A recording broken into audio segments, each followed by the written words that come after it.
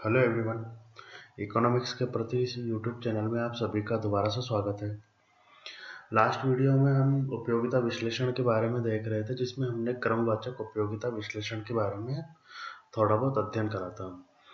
सबसे पहले हमने इसमें ये देखा था कि तटस्थता वक्र विश्लेषण है, जो इसकी क्या क्या मान्यताएं हैं, जिसमें हमने इसकी 5 मान्यताएं देखी थी। जिसमें सबसे पहली मान्यता यह थी कि इसमें मान्यता ली जाती है कि उपभोक्ता विवेकशील है। दूसरी यह है कि इसमें उपयोगिता क्रमवाचक है, मतलब उपयोगिता को क्रम में रखा जा सकता है, जबकि गणनावाचक में कहा गया था कि उपयोगिता को मापा जा सकता है। इन्होंने कहा कि उपयोगिता को मापना असंभव है, अतः किसी भी वस्तु से जो हमें उपयोगिता प्राप्त हो रही है उसको हम क्रम के रूप में रख सकते हैं। तीसरा इसमें यह था कि घटती सीमांत प्रतिस्थापन की दर का नियम लागू होता है। चौथा यह था कि चुनाव में सामंजस्य। इसमें यह देखा जाता है कि अगर उपभोक्ता ए वस्तु को बी की अपेक्षा पसंद कर रहा है, तो ऐसा कभी नहीं होगा कि वो बी को ए की अपेक्षा पसंद करे।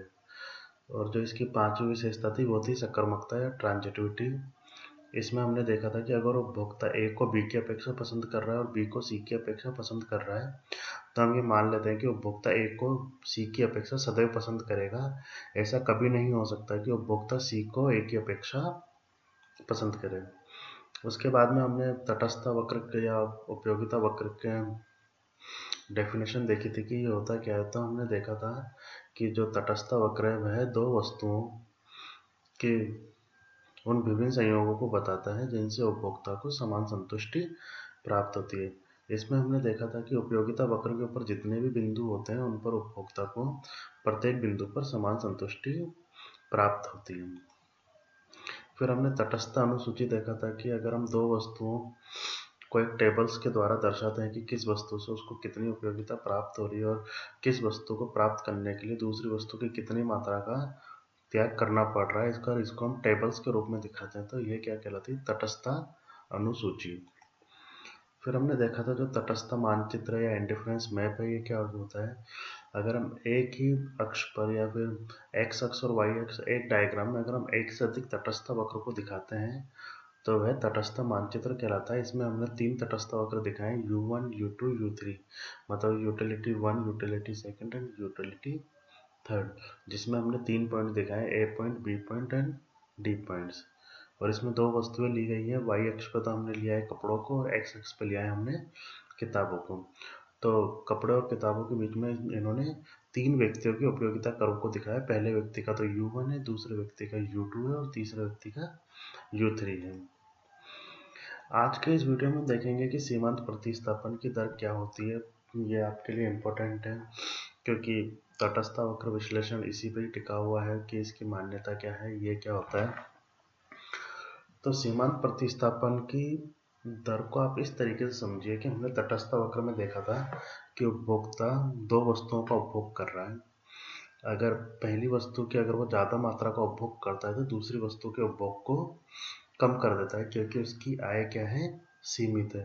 तो सीमित आय से अगर दोनों वस्तु को खरीद रहा है, अगर एक वस्तु का ज़्यादा उपभोग करता जा रहा है तो दूसरी वस्तु का उपभोग वो कम कर देता है, या पहले वस्तु का उपभोग कम कर रहा है तो दूसरी वस्तु का उपभोग वो बढ़ा देता है। तो जो हमारा सीमांत प्रतिस्थापन की दर है इसको MRS भी कहते हैं। तो इसकी सिंपल डेफिनेशन हम इस प्रकार से दे सकते हैं कि उपभोक्ता एक वस्तु की मात्रा प्राप्त करने के लिए दूसरी वस्तु की जितनी मात्रा का त्याग करता है वह क्या कहलाती है? सीमांत प्रतिस्थापन की दर। मान लीजिए हमारे पास दो वस्तु है, एक्स वस्तु और वाई वस्तु।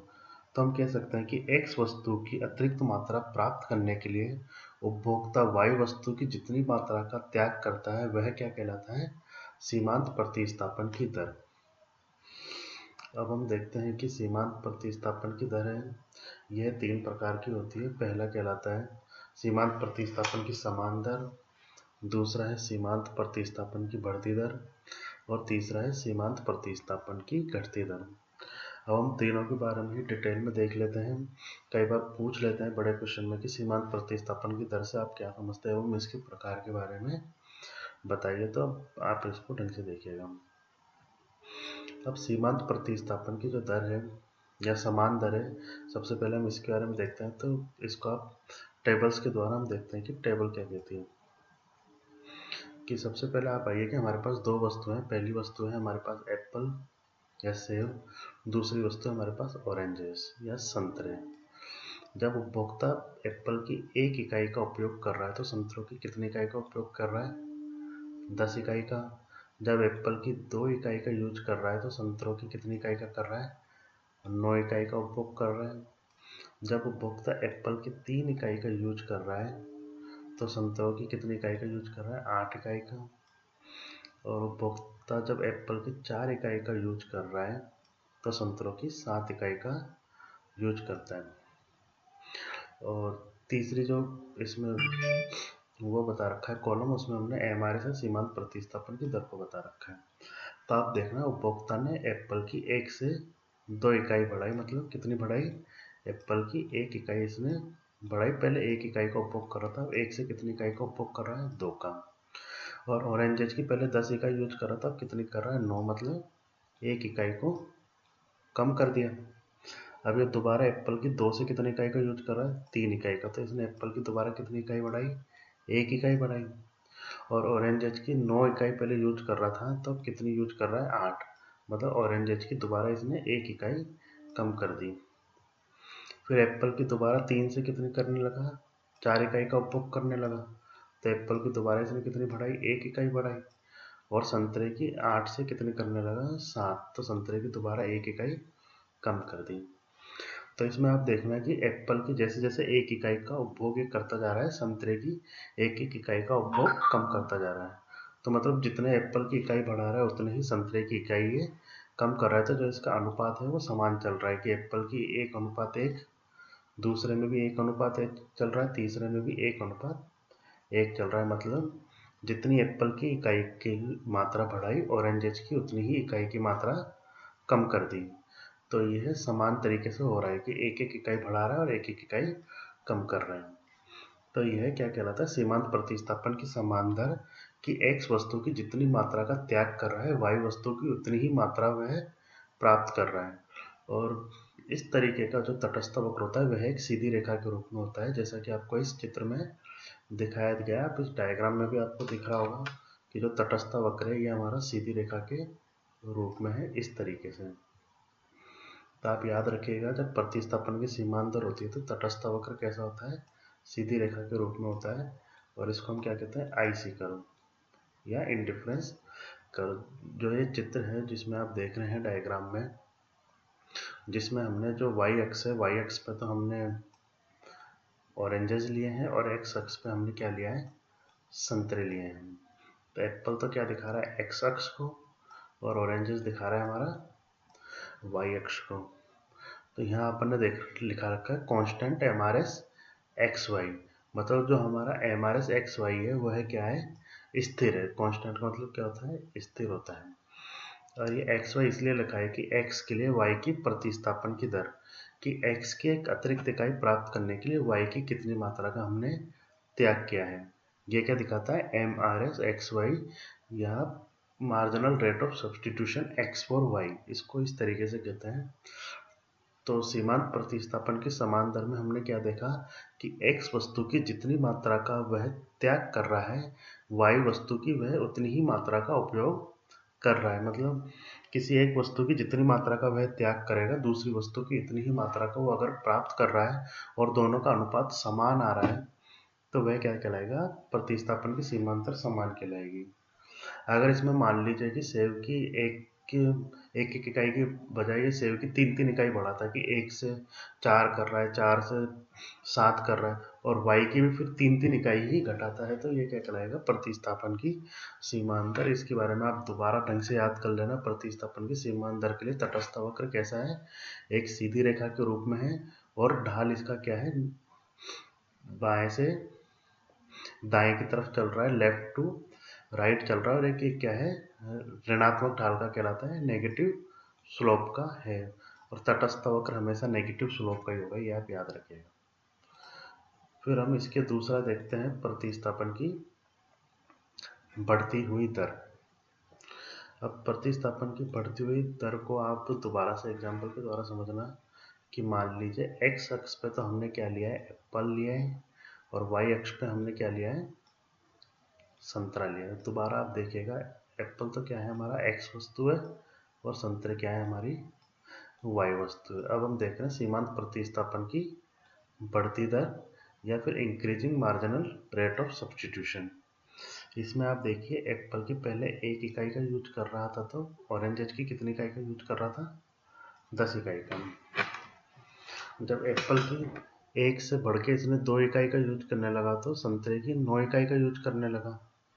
फिर एप्पल की 3 के बदले ऑरेंज की 7 का करने लगा। एप्पल की 4 इकाई का यूज करने लगा तो संतरों की 4 इकाई का यूज करने लगा। तो इसने एप्पल की कितनी बढ़ाई? 1 से 2 इकाई करने लगा तो एप्पल की तो 1 मात्रा बढ़ाई, और ऑरेंज की 10 से 9 ऑरेंज की 1 मात्रा इसने कम करी, और एप्पल की इसने 1 मात्रा बढ़ा दी। अब एप्पल की ये 2 से 3 इकाई का यूज करता है। दोबारा एप्पल की कितनी बढ़ाई? 1 इकाई। अब ऑरेंज की आप देखना 9 से कितनी करने लग गया? 7 इकाई का उपभोग करने लग गया। तो ऑरेंज की कितनी इकाई कम करी इसने? 2।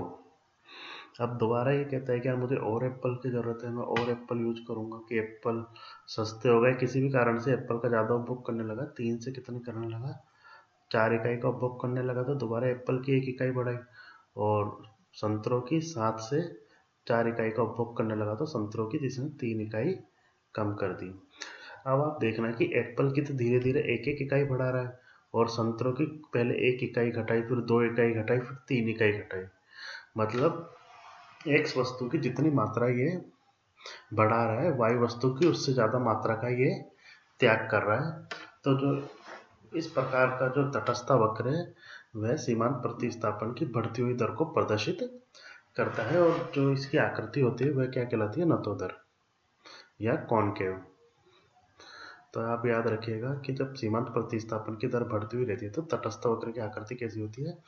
नतोदर या कॉनकेव, जो इस तरीके का है कि उल्टा चांद बन रहा है इस तरीके से। ये क्या है हमारा? आईसी कर्व है या इंडिफरेंस कर्व है। आईसी का मतलब क्या है हमारा? इंडिफरेंस। अगर सीमांत प्रतिस्थापन की दर बढ़ती हुई है तो तटस्थ वक्र किस तरीके का होगा? आईसी वक्र होगा। और सीमांत प्रतिस्थापन की बढ़ती दर का मतलब यह है कि जैसे जैसे उपभोक्ता एक वस्तु की मात्रा को बढ़ाता जाता है, दूसरी वस्तु की मात्रा का वह अधिक त्याग करता है। कि जैसे x वस्तु की 1 इकाई बढ़ाई तो शुरुआत में y वस्तु की 1 मात्रा का त्याग करा, फिर दोबारा 1 इकाई बढ़ाई, फिर 1 के बदले में 2 का त्याग करना पड़ा।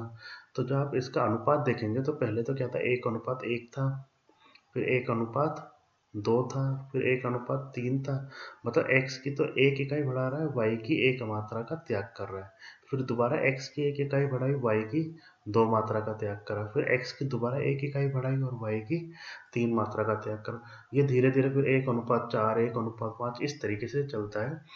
तो x की 1-1 इकाई बढ़ा रहा है और y की धीरे धीरे इकाइयों का ज़्यादा त्याग करता जा रहा है। तो जो इस प्रकार का तटस्थ वक्र क्या कहलाता है? नतोदर कहलाता है, और ये सीमांत प्रतिस्थापन की बढ़ती हुई दर को ये दिखा रहा था। इसको भी आप याद कर लीजिएगा कि जो सीमांत प्रतिस्थापन की बढ़ती दर है वह दिखाती है कि जैसे जैसे उपभोक्ता एक वस्तु की अतिरिक्त इकाई का प्रयोग करता है, दूसरी वस्तु की अधिक मात्रा का वह त्याग करने लगता है। और सीमांत प्रतिस्थापन की समान दर में क्या था कि जितना एक वस्तु की मात्रा का त्याग कर रहा है उतना ही दूसरी वस्तु की मात्रा का वह लगातार त्याग करता जा रहा है। अगर x की 1 इकाई का त्याग कर रहा है तो y की भी 1 इकाई का त्याग कर रहा है। अगर x की 2 इकाई का त्याग कर रहा है तो y की भी 2 इकाई वह प्राप्त कर रहा है। तो वो तो समान है, तो उसमें तो क्या है? सीधी रेखा के रूप में है। और अगर बढ़ती हुई दर में तो वह नतोदर है। ढाल इसका अब भी नेगेटिव ही है, बाएं से दाएं की ओर चल रहा है। अब जो इसका तीसरा प्रकार है वह कहलाता है सीमांत प्रतिस्थापन की घटती दर। यह हमारी मान्यता भी थी, आपने देखा होगा स्टार्टिंग में जब हमने देखा था कि तटस्थ वक्र की जो मान्यता सीमांत प्रतिस्थापन की घटती हुई दर का होता है। अब सीमांत प्रतिस्थापन की घटती हुई दर क्या होती है, इसको भी हम इस टेबल के द्वारा देखते हैं, जिसमें सबसे पहले हमने दिखाया सेवों की मात्रा कितनी है, ऑरेंजेस की मात्रा कितनी है, और तीसरे में हमने दिखाया MRS या सीमांत प्रतिस्थापन की दर। आप इसमें देखना, जब सेव की 1 इकाई का उपयोग कर रहा है तो ऑरेंजेस की 10 का कर रहा है। अब सेव की 1 से बढ़ाकर कितनी इकाई का उपयोग करने लग गया? 2 का। तो सेव की तो इसने कितनी बढ़ाई? 1 इकाई बढ़ाई। और एनजेच की 10 से कितना कर रहा है, 7 इकाई का त्याग कर रहा है, मतलब 3 इकाई इसने कम कर दी। एप्पल की 1 इकाई बढ़ाई और संतरों की 3 इकाई कम कर दी। दोबारा इसने कितनी बढ़ाई, एप्पल की 2 से 3 करने लगा, तो एप्पल की इसने दोबारा 1 इकाई बढ़ाई और संतरों की 7 से 5 इकाई, मतलब पहले 7 इकाई का उपयोग कर रहा था, संतरों की पहले 7 इकाई का उपयोग कर रहा था, संतरों की 5 इकाई का उपयोग कर रहा था, संतरों की कितनी इकाई घटाई, 2 इकाई कम करी। फिर इसने दोबारा एप्पल 3 से 4 यूज करने लगा, तो मतलब दोबारा 1 इकाई बढ़ाई एप्पल की, और संतरों की 5 से 4 करने लगा, तो संतरों की 1 इकाई ही इसने कम करी। तो आप देखना कि पहले तो ये एप्पल की 1 इकाई जैसे प्राप्त कर रहा था, तो संतरों की ज़्यादा इकाई का त्याग कर रहा था, फिर धीरे धीरे संतरों की कम इकाई का त्याग करने लगा। तो जो इस प्रकार का जो कहलाता है वह सीमांत प्रतिस्थापन की घटती दर को प्रदर्शित करता है कि x वस्तु की जितनी मात्रा प्राप्त कर रहा है, y वस्तु की पहले से उतनी कम मात्रा का वह त्याग कर रहा है। तो आप देखेंगे पहले जो MRS था, पहले जो MRS था 1:3 था, फिर 1:2 हो गया, फिर 1:1 हो गया, धीरे धीरे ये कम होता जा रहा है। तो जो इस प्रकार का जो तटस्थ वक्र है, ये जो इस तरीके का है, ऊपर से नीचे की तरफ है, ये उन्नतोत्तर टाइप का होता है। ये इस प्रकार की आकृति को क्या कहते हैं, कॉन्वेक्स, और इंग्लिश में हम कहते हैं कॉन्वेक्स टू द ओरिजिन, या मूल बिंदु के प्रति उन्नतोत्तर। ये हमारा क्या कहलाता है, मूल बिंदु, और इसके प्रति क्या है, ये उन्नतोत्तर है। अगर सीमांत प्रतिस्थापन की घटती दर होती है तो तटस्थ वक्र की आकृति कैसे होती है, उन्नतोत्तर। और हम यही मान्यता लेके चलते हैं कि सीमांत प्रतिस्थापन की घटती दर होती है जैसे जैसे उपभोक्ता एक वस्तु की मात्रा का त्याग करता है, तो y वस्तु की उतनी ही मात्रा का वो उपयोग करता जाता है, या फिर धीरे धीरे वह मात्रा कम होती जाती है, मतलब दूसरी वस्तु का जो त्याग है पहले के मुकाबले में वह कम करता रहता है, क्योंकि उपभोक्ता के लिए दोनों ही वस्तुएं जरूरी हैं। तो इन तीनों के बारे में आप ढंग से देख लीजिएगा कि सीमांत प्रतिस्थापन की समान दर क्या होती है, इसमें तटस्थ वक्र की आकृति कैसे होती है। फिर आप देख लीजिएगा कि सीमांत प्रतिस्थापन की समान दर के बाद में हमने देखा कि सीमांत प्रतिस्थापन की बढ़ती हुई दर, सीमांत प्रतिस्थापन की बढ़ती हुई दर में तटस्थ वक्र की आकृति जो आकृति है वह नतोदर होती है, और इसमें धीरे धीरे इकाइयों का वो त्याग ज़्यादा करता है। तीसरा हमने देखा है सीमांत प्रतिस्थापन की घटती दर, इसकी आकृति कॉन्वेक्स टाइप में होती है, उन्नतोदर की होती है, और इसमें धीरे धीरे इकाइयों का त्याग यह कम करता जाता है। तीनों के बारे में आप ढंग से देख लेना, जो भी आपको प्रॉब्लम हो वो पूछ लेना। नेक्स्ट वीडियो में हम तटस्थ वक्र की विशेषताएं देखेंगे। मुख्यतः हम इसकी 5 विशेषताएं 6 विशेषताओं के बारे में देखते हैं, जिसमें जो सबसे पहली विशेषता है वह यह है कि तटस्थ वक्र ऋणात्मक ढाल का होता है और दाएं से बाएं की तरफ झुकता हुआ आता है। दूसरी विशेषता होती है कि यह मूल बिंदु के प्रति उन्नतोदर होता है, convex to the point of origin है। जो तीसरी विशेषता है वह यह होती है कि तटस्थ वक्र जो तटस्थ वक्र होते हैं वो आपस में एक दूसरे को कभी नहीं काटते। चौथी विशेषता ये होती है कि जो ऊंचा तटस्थ वक्र होता है वो हायर सेटिस्फेक्शन को दिखाता है। पांचवी विशेषता ये होती है कि तटस्थ वक्र है वो कभी भी किसी अक्ष को स्पर्श नहीं करता, चाहे वह एक्स अक्ष हो या वाई अक्ष हो। अगर ये स्पर्श करता है तो ये कंडीशन फिर हमारी अलग तरीके की हो जाती है। तो नेक्स्ट वीडियो में हम तटस्थ वक्र की विशेषताओं के बारे में थोड़ा डिटेल में देख लेंगे। इसको भी आप ढंग से देखना, क्योंकि कई बार पूछ लिया जाता है कि तटस्थ वक्र की विशेषताओं के बारे में क्या है। तो आज के वीडियो में हमने सीमांत प्रतिस्थापन की दर के बारे में देखा कि सीमांत प्रतिस्थापन की दर क्या होती है, इसके प्रकार क्या है, इसके 3 प्रकारों के बारे में अपन ने डिटेल में देख लिया है। और आपको कोई भी प्रॉब्लम हो, समस्या हो तो आप पूछ लीजिएगा। Thank you.